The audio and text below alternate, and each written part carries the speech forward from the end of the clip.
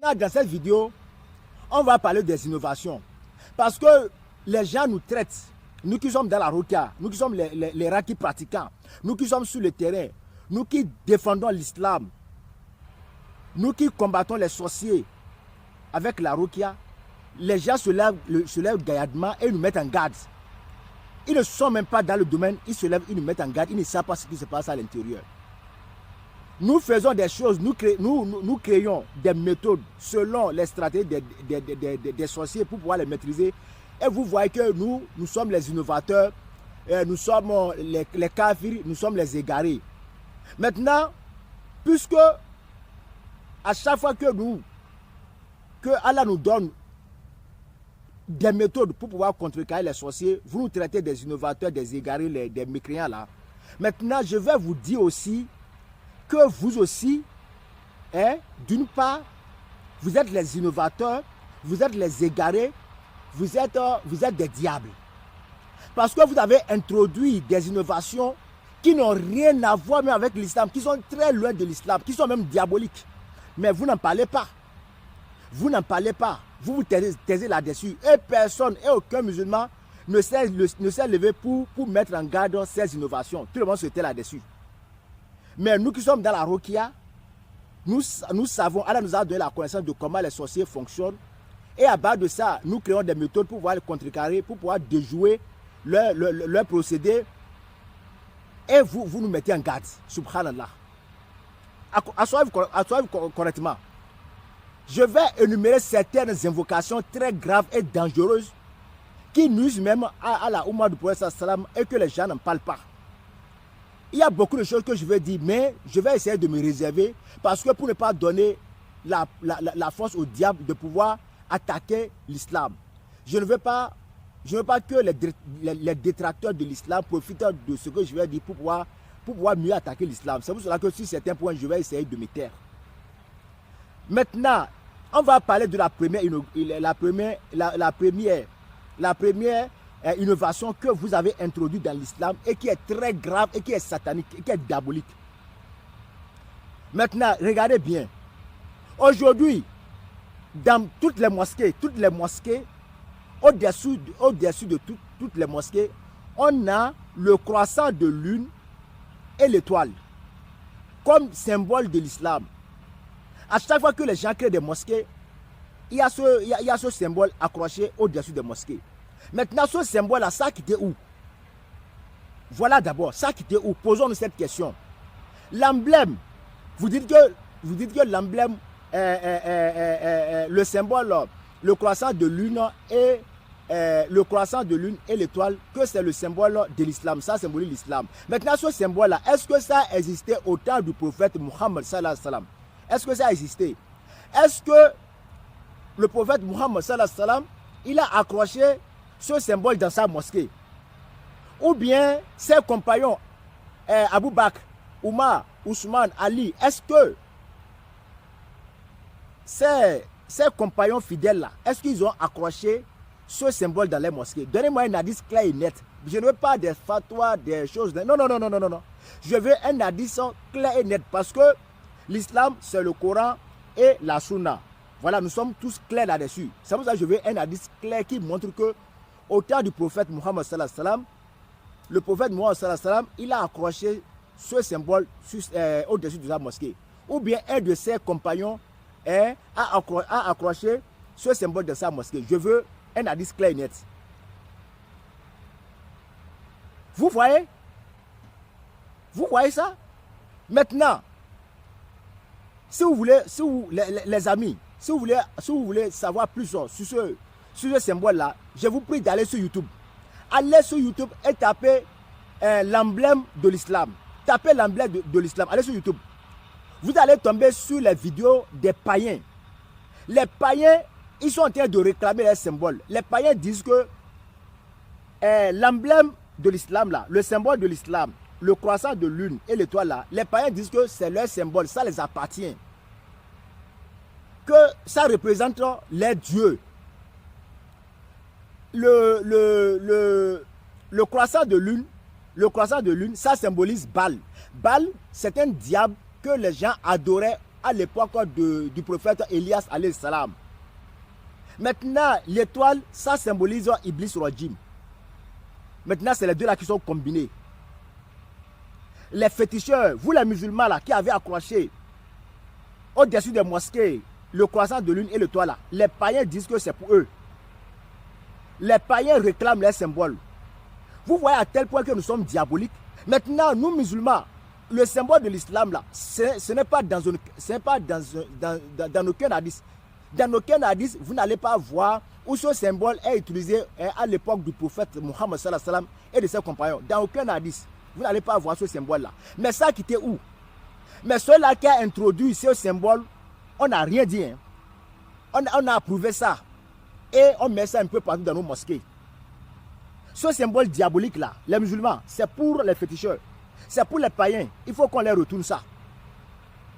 Il faut qu'on les retourne ça. Parce que tant que c'est là, c'est diabolique. C'est une innovation très grave, très dangereuse, très diabolique que vous ne parlez pas. Ça, c'est ça qu'on appelle innovation grave, innovation satanique. Est-ce que le prophète a accroché ça dans sa mosquée? Non. D'abord, si on veut symboliser l'islam, on devrait symboliser l'islam à l'aide d'un drapeau blanc écrit dessus là il est Allah Muhammad Rasulullah. Parce qu'au temps du prophète Muhammad sallallahu alayhi wa sallam, c'est le drapeau ils ont gardé, drapeau blanc écrit dessus là il est Allah Muhammad Rasulullah. C'est ça le prophète sallallahu alayhi wa sallam, il a défendu. Le prophète Muhammad sallallahu alayhi wa sallam, il a défendu là il est Allah Muhammad Rasulullah. Et c'est un drapeau, ils ont gardé un drapeau où c'est écrit là il est Allah Muhammad Rasulullah.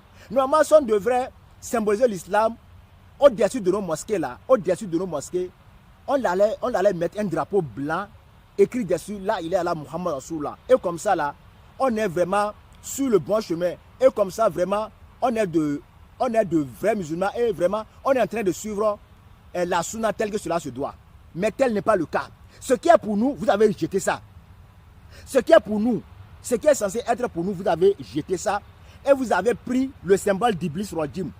Vous avez favorisé Iblis hein, jusqu'à ce que vous l'avez accroché au-dessus de nos mosquées. Et Iblis, il sera fier.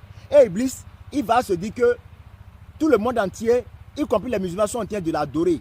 Parce qu'on l'a représenté, hein, on l'a représenté dans nos mosquées hein, à travers ce symbole. Et ça, on n'en parle pas. Chez moi, je ne peux pas avaler ça. Moi, quand je vais construire ma mosquée là, si Allah facilité, moi, j'ai construit ma mosquée là, jamais je ne vais pas accrocher ce symbole diabolique sur ma mosquée. Je mettrai le drapeau blanc écrit dessus, là, il est là, Muhammad Rasulullah, ou bien je laisse tomber. Mais vous n'avez pas fait ça. Et nous qui faisons l'effort, nous faisons l'effort d'aider les musulmans à combattre la sorcellerie, en étudiant les sorciers, et en apportant des solutions pour pouvoir déjouer les plans et vous nous mettez en garde jusqu'à ce que vous nous emprisonnez. D'abord, vous ne nous soutenez même pas moralement ni financièrement, vous ne faites rien pour nous, vous ne nous encouragez pas, au contraire, vous nous tuez, vous nous combattez. Est-ce que c'est bon comme ça? Ce que vous faites là, est-ce que c'est normal? Est-ce que sur quels réseaux sociaux vous avez vu les féticheurs en train de se chamailler ainsi? Dans quels réseaux sociaux vous avez vu les féticheurs hein, ils se mettent en garde tel que vous êtes en train de vous comporter, vous les musulmans, et vous vous dites croyants. Et vous vous dites croyants. Or que nous lisons le Saint-Coran. Tous les jours nous lisons le Saint-Coran. Tous les jours nous lisons les hadiths, mais nous ne les pratiquons pas. Nous ne les pratiquons pas. Et c'est dommage. C'est vraiment dommage. Voilà ce symbole-là, les musulmans, effaçons ça. Si effectivement nous créons Allah là, effaçons tout ce symbole-là, effaçons ça de nos mosquées. Voilà. Et ça, personne n'en parle. Et vous êtes fiers. Celui-là qui a introduit ce symbole, il est à l'aise et vraiment tout est approuvé. Vous ne l'avez pas mis en garde pour dire que le prophète n'a pas fait. Et c'est devenu vraiment symbole de l'islam. Et vous en êtes fiers. Moi, ça m'a de là. Moi, je ne suis pas fier. Ça, c'est diabolique. C'est diabolique. Retournons ce symbole acquis de droit. Les païens là, c'est pour eux. Le seul symbole là, retournons-le ça. Parce que moi et les païens là, on ne peut pas rester ensemble. Moi et les païens là, moi Bruxelles et les païens, nous sommes feu et essence. On ne peut pas cohabiter ensemble. Le diable et Allah Azzawajal ne peut pas cohabiter ensemble. Mais vous là, vous les musulmans là d'abord là, surtout les savants là, vous et Iblis là, qui est même pire que l'autre. Vous et Iblis Rajim là, qui est même pire que l'autre. À ce que je vois là, vous êtes même plus pire que Iblis Rajim. Parce que Allah, c'est chez vous, vous les Arabes là, c'est chez vous même que Allah, c'est chez vous hein, que Allah a descendu. C'est chez vous que Allah a suscité un prophète. Muhammad sallallahu alayhi wa sallam, c'est chez vous que Allah a suscité un prophète. Et vous haïssez ainsi. Et nous les Africains peau noire, nous sommes même mieux que vous. Nous craignons un peu, nous avons la crainte, nous avons un peu la crainte de Dieu plus que vous-même. Et moi je me demande pourquoi Allah n'a même pas suscité le prophète Muhammad sallallahu alayhi wa sallam parmi nous les Africains peau noire. Pourquoi Allah n'a pas fait ça? Parce que vous vraiment, vous êtes trop ingrat, vous êtes trop mécréant. Vous êtes trop mécréant. Vous adoptez des comportements, vraiment, on se dit même, c'est grave. On ne peut même pas vous copier. Nous, les Africains peau noire, nous avons même un peu la crainte de Dieu plus que vous, les Arabes là même. Subhanallah. Et c'est à cause de vous que les païens nous attaquent bêtement. C'est à cause de vos comportements que les païens, ils nous insultent. Ils nous insultent très grave. En tout cas, on aura du compte à rendre à Allah Azzawajal. Ça, c'est pour peu de temps. Bon, ça, c'est la première innovation très grave et très satanique que vous avez introduite dans l'islam et que personne n'en parle. Personne n'en parle et que vous n'avez pas emprisonné, vous n'avez pas mis en garde ceux-là qui l'a introduit. Et tout le monde se tait là-dessus. Et vous avez approuvé. Et c'est devenu symbole de l'islam à travers le monde. Subhanallah. Et vous dites musulman. Symbole d'Iblis Rajim. Subhanallah. Ça, on a fini avec ça. La deuxième innovation que vous avez introduite et que les gens n'en parlent pas, et que ceux-là qui a introduit, cette innovation, on ne l'a pas mis en garde et tout est approuvé, on ne l'a pas emprisonné. C'est la prière, les heures de la prière de jour là. Les heures de la prière de jour. Vous avez dit que la prière de jour, c'est 13 heures. D'aucuns disent 13 heures, d'aucuns disent 14 heures. Avant, chez nous en Afrique là, et plus précisément au Bénin là, on fait la prière de jour à 14 heures. Maintenant, vous êtes venu, vous avez dit que non, que 14 heures, ça n'existe pas, que c'est 13 heures. Maintenant, à cause de cette innovation, chez nous au Bénin, en Afrique noire, c'est la guerre. À cause de ce changement d'heure là, les gens s'entretuent. Il y a la haine dans la famille, il y a la division dans les villages, dans les villes. À cause de cette innovation. Maintenant, je vais vous demander, les heures de prière de 14 heures là, est-ce que c'est dans les hadiths? Est-ce que, montrez-moi dans un hadith clair et net où le prophète Mohammed sallallahu alayhi wa sallam, il nous a dit de prier à 13 heures, ou bien le prophète Mohammed sallallahu alayhi wa sallam, il nous a dit de prier à 14 heures. Donnez-moi un hadith clair. Parce que on doit se baser sur les hadiths pour pouvoir trancher nos différends. Hein. Donnez-moi un hadith clair, parce que moi j'ai fouillé, je n'ai pas encore vu. Donnez-moi un hadith clair où le prophète Mohammed sallallahu alayhi wa sallam, il a dit de prier à 13 heures, ou bien il a dit de prier à 14 heures. S'il n'y a pas un hadith là-dessus, maintenant, pourquoi vous avez fait cette innovation? Pourquoi cette innovation? Pourquoi vous ne vous êtes pas contenté sur la manière que le prophète faisait la prière de jour à son époque? Parce qu'à l'époque du prophète Mohammed sallallahu alayhi wa sallam, nous tous on a étudié. Hein? Nous tous on a étudié. Et l'islam ne s'arrête pas dans la langue arabe. Comprendre l'islam ne veut pas dire que... Comprendre l'arabe ne veut pas dire qu'on est musulman pieux, qu'on va rentrer au paradis. Non. La langue arabe est différente de la pratique islamique. Nous tous en étudié.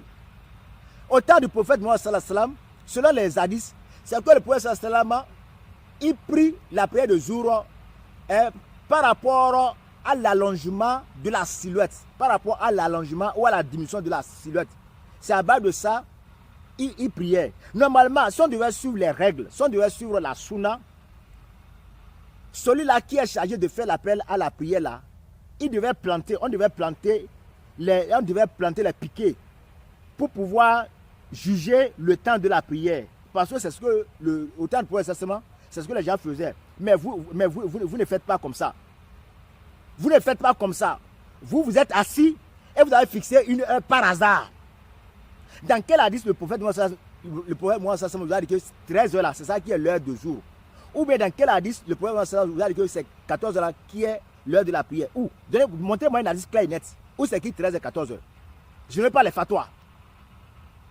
Vous faites des innovations qui vous arrangent Vous ne parlez pas. Et nous qui sommes dans la Rokia, nous faisons l'effort. Nous adoptons des méthodes et vous nous mettez en garde jusqu'à ce que vous nous emprisonnez. Alors que vous-même, vous avez des failles. Pour vous, vous ne dévoilez pas vos failles. Est-ce que c'est normal ce que vous faites? Montrez-moi ça. Et à cause de cette innovation, l'heure de prière là, il y a division, il y a haine, il y a la guerre. Les gens s'entretuent. Les gens s'entretuent. Dans les maisons, il y a la division. Parce que certains prient à 14h, d'autres prient certains prient à 13h, d'autres prient à 14h. Et ça amène des problèmes.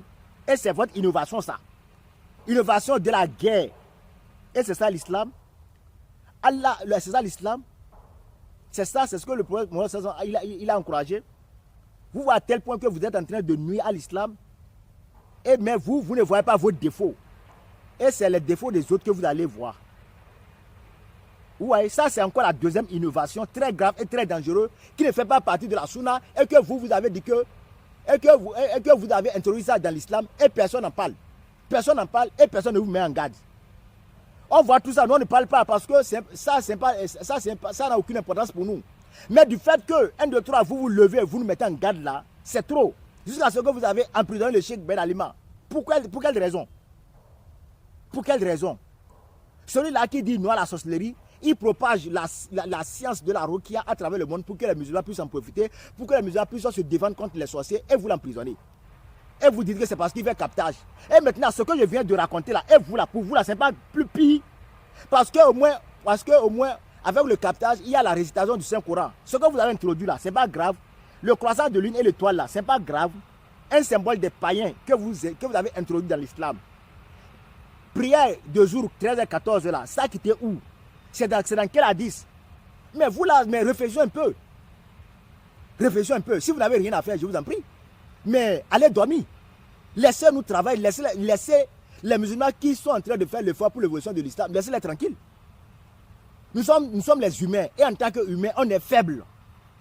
On a des défauts. Mais pourquoi on ne peut pas se comprendre?